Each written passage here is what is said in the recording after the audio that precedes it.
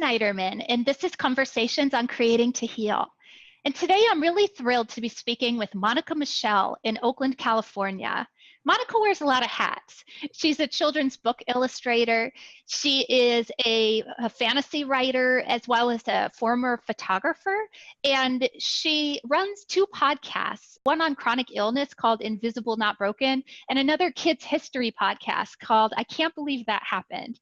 And hers is a story of persevering and thriving through invisible chronic illnesses, through expressive arts, as well as helping to educate others. So welcome, Monica. Thank you. I sound so much more impressive during when someone just breaks down my life really fast. Like, wow, I'm actually kind of awesome. That's neat. You are awesome. Let's talk a little bit about your awesomeness. So how? Thank you. Yay! I don't feel like full of my head at all. You have a lot of hats that you wear. Do you perhaps have sort of a central theme that sort of runs through these, or a mission or purpose, or are these all sort of just different hats? No, it's so funny you ask. I just interviewed someone for my podcast who was a cellist, and she got essential hand tremors. And so she's like, I realized I was not a cellist, I was an artist. So I was like, oh my God, that's it. Like when we have this creativity and we decide to define it in one aspect of how we can do it, when we get sick and that isn't how we do it, it doesn't mean we're not creative anymore. We have to kind of break it down and then allow whatever our bodies can let us do become that thing. So I realized I wasn't necessarily just an artist or a photographer or a writer. I'm a storyteller. And that can go through so many different avenues depending on what my body lets me do. Gosh, I love that. I resonate, so completely with that, because I also wear so many hats. So it's like, yeah, meeting somebody else who does that is so neat. So let's launch into your story, persevering and overcoming or thriving with chronic illness, and many of them.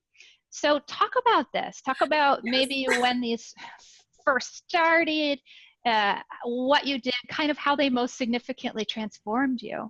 So I have Ehlers-Danlos, fibromyalgia, mast cell activation disorder, and POTS and fibromyalgia. I think that's it. It's a collect them all sort of thing. And that's it, the way you say it. I think they're actually no, and mitral valve prolapse. I just found out when I read through my doctor's notes. I was like, no one told me. Like, did you guys just think I had enough?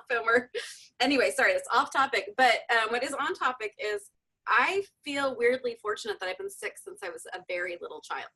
So I've been in and out of hospital since I was 8 years old. And the reason I feel super grateful for that is for two reasons. Number one, I don't think I could process this amount of pain as an adult if it was sudden. And I don't think I could process this kind of change in my life and the sort of limitations if I was not used to constantly having to, I call it jumping the lily pad. Like I'm here on this little creative lily pad doing what I do, and that lily pad just sunk, so I better jump onto the next thing that I can do to focus and enjoy my life. So I'm so used to doing that just is second nature to me. I can't imagine if it was sudden. That would just be beyond. And the other reason I'm super grateful is I've always felt like I had a time clock.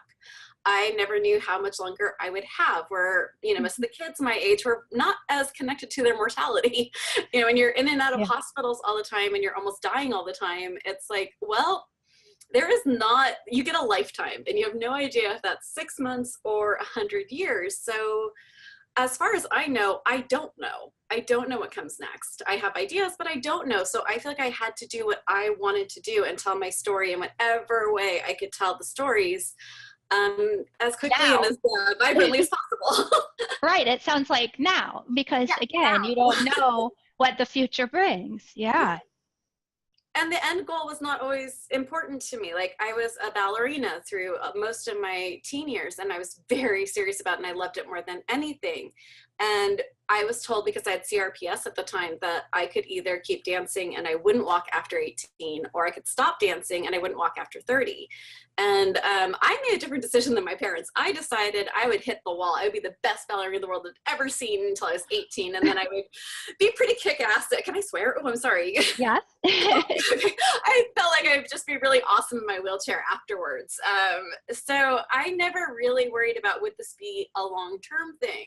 I always was just in I want to flame bright, hit it as hard as I could and just find the excellence that I wanted to find in it. And then I could be on to the next thing, and that could be something very different. So how did this take you to these different art forms? And did you just dabble in one and, use it to process your journey and then dabble in the next one? Or, you were a photographer for many years. So how did all of this sort of, I guess the progression or the chronology? I've always been a writer since I was a little kid. The second I could put a pencil on a piece of paper, I've been addicted to stories. They are how I've escaped. I really was never into drugs. I was never into drinking. My escape has always been a book. And I know that might sound corny, but it's really true, especially when I was a teenager and just tortured.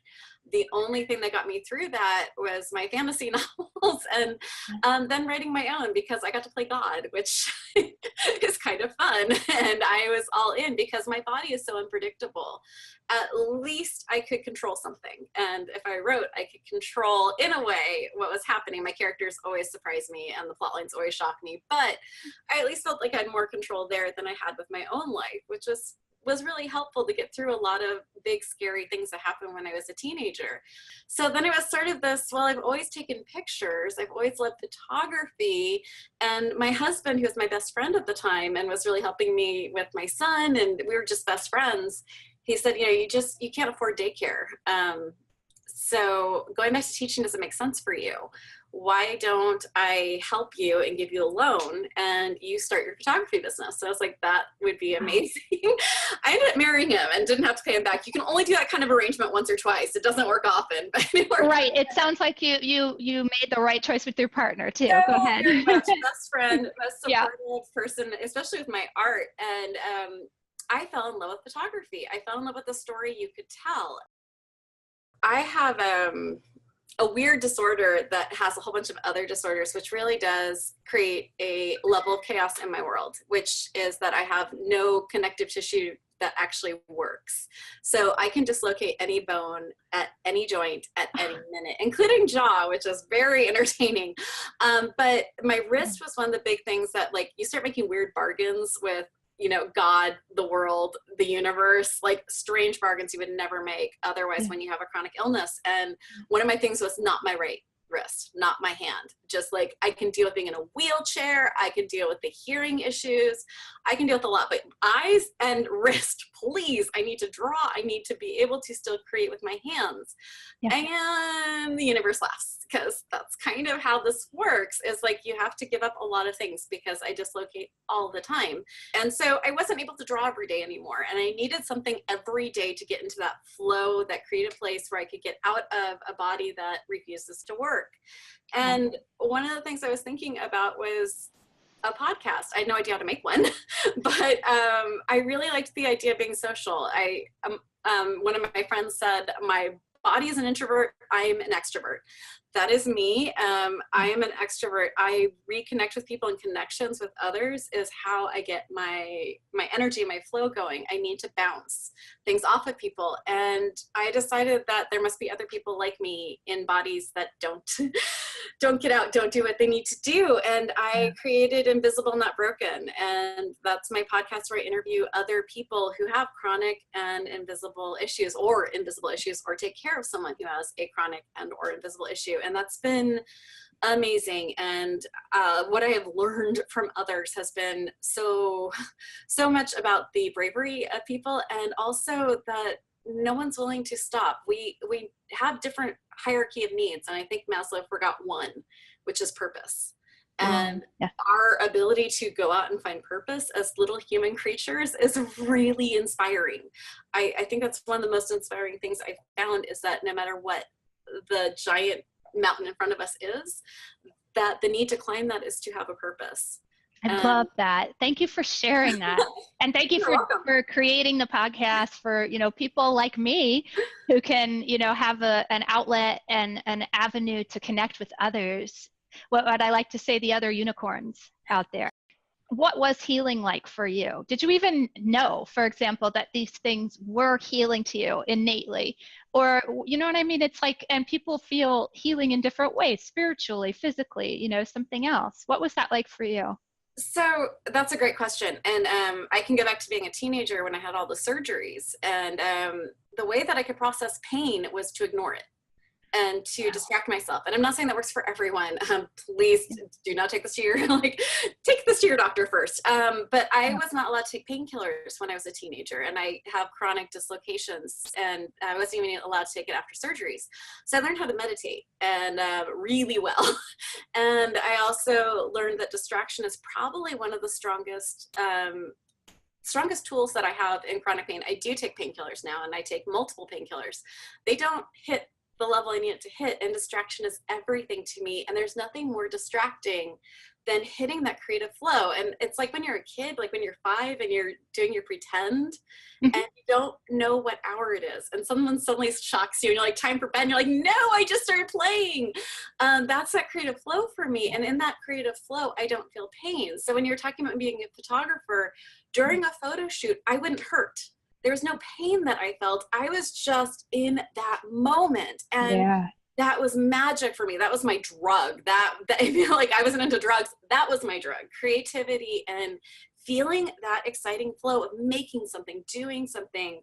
That was everything. And that's been how I've battled the constant daily onslaught of chronic pain. Yeah, no, I'm nodding my head in agreement because complete resonance. I totally get what you're talking about. I think for people who may not fully understand, it's like when you're in flow, the way I describe it sometimes, time stops. You don't look at time, you don't think even about your bodily function sometimes, you don't go to the bathroom, you don't take time out to do anything. You just are in that moment. So thank you for sharing that.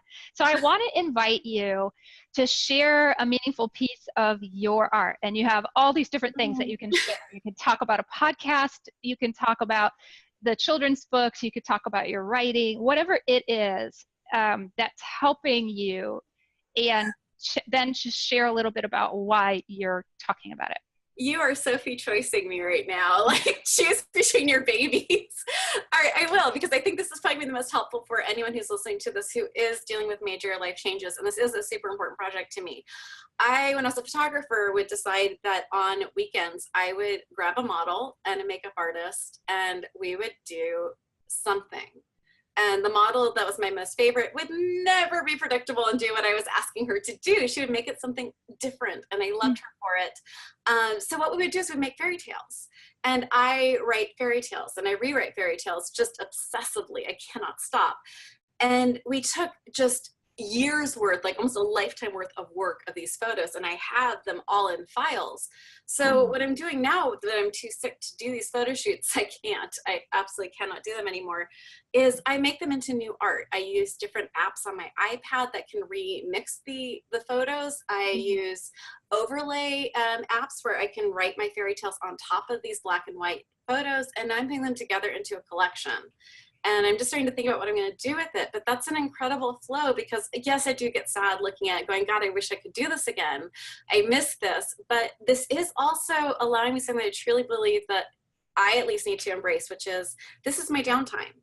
This is my time to process all that I've created, because I get ADD obsessive about creating. And all of a sudden I have all of this material and work, and I haven't processed it yet, not emotionally, mentally, or sent it out to the world. So this is my downtime. I'm really sick right now. I am in my wheelchair in bed right now most of the time. So this is my downtime to process. That will hopefully change. Hopefully I'll be able to move around again. But I am trying to view this as a gift instead of as a limitation. Curse or a limitation? So hard to view this as a gift. Law tightens, and I'm trying to see it as this is a limitation to get me to do what I need to do, because I wasn't doing it before. Yeah, I hear what you're saying. And also because, I hear and resonate, because when you're in that flow and creativity, it's really easy to just get that adrenaline or endorphins from it and just keep pushing your body. And I'm in a similar place where my body is saying, you need to kind of slow down and stop. And so it is really clear, that you've got this opportunity to take what but you're also going to create some new art, it sounds like, from it, so that's kind all of the time. Yeah. Yeah. I want to invite you to share some life lessons. There's probably, so much that you've learned on your journey that might be able to help somebody else going through something similar, whether it's illness or a different kind of hardship or adversity. What are some of the life lessons you might pass on? I'll give you the two that are the hardest for me to learn right now because I'm really focused on them. And that is that routine. And that was the hardest thing as me as a chaotic artist. I've always felt like that was a badge of honor. I'm chaos. I have a mess everywhere because I'm busy creating, and I don't need routines because I live in chaos and art and everything. And I got an app called Fabulous. I don't like that name, but it's the best app I've ever found. And what it does is it forces me into good habits every morning. And I have created more art with this new routine and organization. So I think one of the biggest things I've ever learned is getting over myself. And the idea that this isn't going to help me because I'm better than that. And that has been something I fought against most of my adult life, is taking a step back and going, maybe I didn't learn this lesson because I'm not where I should be yet. The other one I will give you, which is the hard thing for me to learn right now, and I think anyone who's listening to this who's dealing with creativity and chronic illness, is they get older. I mean, I'm in my 40s. I am in my 30s when I was a photographer. I was kind of at the height of what I was doing, and that was really hard to let go of. And on social media, I get to see all of my work friends still living that life and still hitting these very high levels of achievement. And I in my dark moments, and I have them, believe me, I get very jealous and feel very left behind. And what I'm trying to teach myself is that jealousy is not a bad thing. That jealousy is an incredible teacher. And if you take a minute and just allow yourself to hold that jealousy and then look at why. And I'm learning to try not to push through things that make me uncomfortable, even things I don't like about myself, like jealousy. And one of the important things I've been doing is holding onto that jealousy just enough to see why I'm jealous. Because if I really look at what I'm jealous about, I can start looking at my own life and seeing how I can incorporate what I want. Because jealousy is really a different word for what I want. It doesn't mean I don't want that for this person. I'm super happy for them. I really am. I also want a lot of things for myself. And that gives me that minute to take and go, okay, well, what do I want for myself still? What's possible within this body that I can still get those things that are making me feel jealous? Thank you. So I hear you saying, get over yourself. No. Oh, really? No. Get over yourself and allow yourself to acknowledge that feeling when you feel jealousy and look at what it's telling you. Yeah. So thank you so much, Monica, for coming on to Conversations on Creating to Heal. Anytime. You're right. That was fast.